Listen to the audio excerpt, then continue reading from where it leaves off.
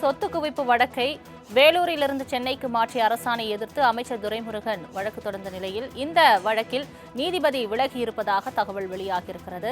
வழக்கில் குற்றம் சாட்டப்பட்டவர்களுக்கு ஆஜராகியுள்ளதால் வேறு நீதிபதிக்கு மாற்ற சென்னை உயர்நீதிமன்ற நீதிபதி தண்டவாணி பதிவுத்துறைக்கு உத்தரவு பிறப்பித்திருப்பதாகவும் தெரிவிக்கப்பட்டிருக்கிறது.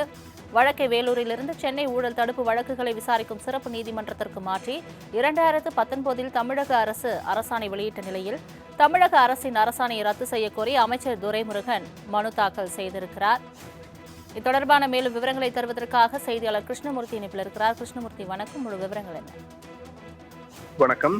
கடந்த 2006 முதல் 2011 ஆண்டுகளில் திமுக ஆட்சி காலத்தில் பொதுப்பணித்துறை அமைச்சராக பதவி வகித்த துரைமுருகன் வருமானத்திற்கு அதிகமாக 1,40,00,000 ரூபாய் சொத்து சேர்த்ததாக லஞ்ச ஒழிப்புத்துறை அவர் மீது வழக்கு பதிவு செய்தது. வேலூர் நீதிமன்றத்தில் இருந்த இந்த வழக்கை சென்னையில் உள்ள ஊழல் தடுப்பு வழக்கில் விசாரிக்கக்கூடிய சிறப்பு நீதிமன்றத்திற்கு மாற்றி 2019 ஆண்டு தமிழக அரசு அரசாணை பிறப்பித்திருந்தது. இந்த நிலையில் தனக்கு எதிரான வழக்கை வேலூர் நீதிமன்றத்திலிருந்து சென்னை சிறப்பு நீதிமன்றத்திற்கு மாற்றிய அந்த அரசாணையை ரத்து செய்ய வேண்டும் என துரைமுருகன் தரப்பில் சென்னை உயர்நீதிமன்றத்தில் மனு தாக்கல் செய்யப்பட்டது.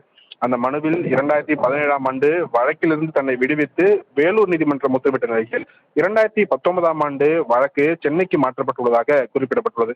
வழக்கிலிருந்து விடுவித்த உத்தரவை சென்னை உயர்நீதிமன்றம் ரத்து செய்ததை அடுத்து தற்போது இந்த வழக்கை சிறப்பு நீதிமன்றம் விசாரணைக்கு எடுத்துள்ளது என்பது தெரிவிக்கப்பட்டுள்ளது. இந்த மனு நீதிபதி தண்டபாணி முன்பாக விசாரணைக்கு வந்தபோது துரைமுருகன் தரப்பில் ஆஜரான வழக்கறிஞர் ரிச்சர்ட்சன் வில்சன் வழக்கை மீண்டும் வேலூருக்கு மாற்ற கோரி தாக்கல் செய்யப்பட்ட மனுவுக்கு பதிலளிக்க லஞ்ச ஒழிப்புத்துறைக்கு ஏற்கனவே நீதிபதி சதீஷ்குமார் உத்தரவிட்டுள்ளதாகவும் அரசாணையை எதிர்த்த இந்த வழக்கை அதே நீதிபதி முன்பாக பட்டியலிட வேண்டும் என்ற ஒரு கோரிக்கையை அவர் வைத்தார். இதை கேட்ட நீதிபதி தண்டபாணி இந்த வழக்கில் குற்றம் சாட்டப்பட்டவர்களுக்காக ஏற்கனவே தான் ஆஜராகி உள்ளதால் இந்த மனு மீதான விசாரணையை வேறு நீதிபதிக்கு மாற்ற பதிவுத்துறைக்கு உத்தரவிட்டிருந்தார்.